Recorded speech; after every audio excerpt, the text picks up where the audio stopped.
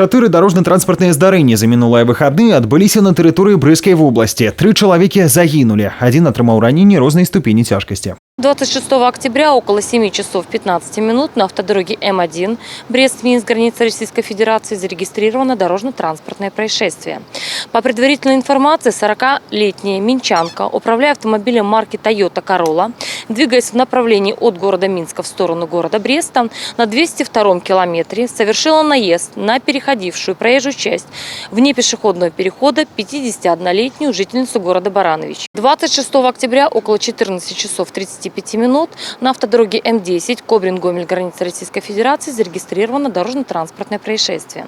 По предварительной информации, 71-летняя жительница Березовского района, управляя автомобилем марки Volkswagen Caddy, двигаясь по автодороге от городского поселка Антополь в сторону Береза, при выезде на главную дорогу, автодорогу М10, не уступила и совершила столкновение с автомобилем марки Citroën C5 под управлением 56-летнего брестчанина. В результате дорожно-транспортного происшествия пассажирка автомобиля марки Citroën от полученных травм скончалась на месте ДТП. 9 пажараў зарэгістравалі супрацоўнікі МНС. Один чалавек загінуў. Пашкоджана некалькі пабудоў. Выратавальнікі выязджалі на дорожно-транспортное здарэнне, дзе гарэў аўтамабіль. Пожар с гибелью человека произошел в деревне Речица Березовского района, когда спасатели прибыли на место происшествия. В жилом доме, принадлежащем мужчине 1957 года рождения, уже частично обрушилась кровля.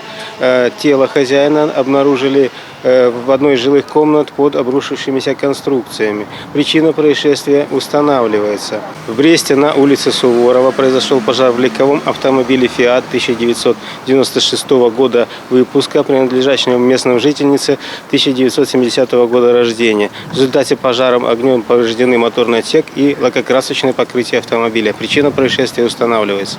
Супрацоўнікі милиции затрымали браконьера. Сотрудниками ГАИ Лунинецкого РОВД при осуществлении надзора за безопасностью дорожного движения в деревне Лаховка был остановлен автомобиль марки Audi 80, за рулем которого находился местный житель 1970 года рождения. В салоне автомобиля находилось 39 особей рыбы, а также орудие запрещенного лова.